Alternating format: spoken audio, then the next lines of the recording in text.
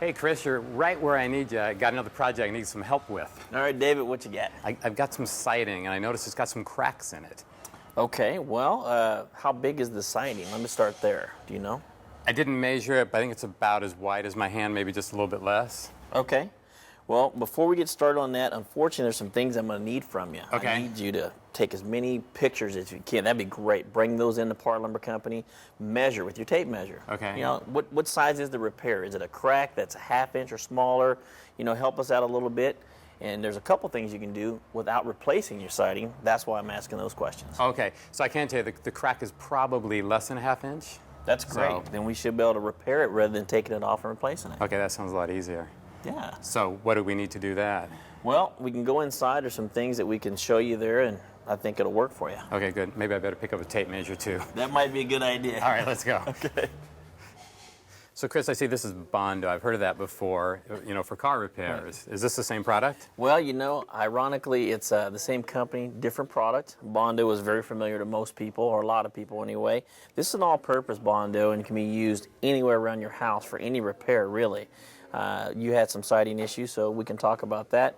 If you have anything that in your siding that's a ½ inch or thinner, this product will work great. Other than the Bondo, these are some of the things you'll need. And it says it right here on the back, David. It says you'll need a putty knife or spreader, rubber gloves, a mixing board or a bucket, stick, of course, sanding block or sandpaper. It even tells you what kind of grit you would need and how to. And I always recommend to follow these instructions to the letter, okay? And that's it. And we should be ready to go. Yeah, that makes sense. I think I have all those things at home, so if we just pick that up, we can go get started. Absolutely. Okay, let's go. All right, let's go.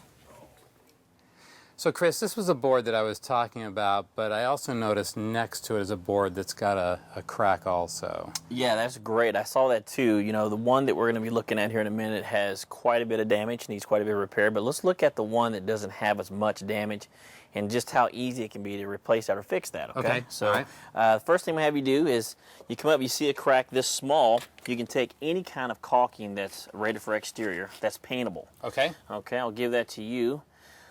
What you want to do, you don't have to lay down a great bead or anything like that because most of it's going to be wiped off by your finger anyway. Okay. Okay, so go ahead and start going there, and you can see the gun should be, the nozzle should be cut at an angle to help you out.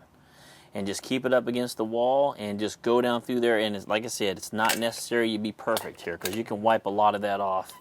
And that I'm not. It's okay because a lot of people aren't unless you're using it every day. It looks so easy. And it's not that it's hard, but it's the cleanup. That's right. So now you have a pair of gloves on, which is really good, and you want to use your finger and just wipe it through there. And you want to try to be liberal with it as much as you can because you want the caulking to stay in the crack, to fill it up. okay. And see how you get it up underneath there? That's perfect. You can leave it like that too. And once you're done, if you think you got all the crack filled the way you want, you can take that rag and wipe off the excess on the bottom and the top there around it. So I don't have to use any chemical or anything else, just wipe it off. Just wipe it right off. And what you're trying to achieve here, David, is once that dries, believe it or not, you can paint right over that. Okay. And that crack is gone. And my imperfections won't show up. That's exactly right. So that's how you fix or repair a very small crack in your siding. Actually, that's pretty easy. That's pretty easy, yeah. So Chris, we tackled the easy one. I'm ready for the big hole. Okay, so David, you know, this one here is actually on the verge of having to be replaced. Okay. But you can repair it, and we're going to try to do that today. Okay. If you had to replace this board here, you can go to any of the Parr Lumber Company locations and find a replacement cedar. It's just a finger jointed pre-primed product, which saves you some time when you go to replace it because you don't have to prime it, you just paint it. Okay. So that is an option, but today we are going to repair it. So first thing you want to do is you want to take some of the products that we bought from Parr Lumber and you want to sand off some of the excess paint or residue that's there in the area that you're going to be working in. So it's just going to help make sure everything adheres a little bit better? Yeah, just going to kind of smooth out the rough edges, kind of make it a little easier to work. Okay. And yeah, that probably is good right there. Okay. And then what you have in that little cup there is you have Bondo. And the Bondo actually is pretty stable by itself, but that little tube you have there is the hardener. Okay. Now, once you are ready to go, do not use the hardener until you're ready to go because your work time is about 3 to 5 minutes. 3 to 5 minutes, 3 to 5 minutes. So whenever you're ready, you can go ahead and lay a bead across the top of that little thing of Bondo. Okay.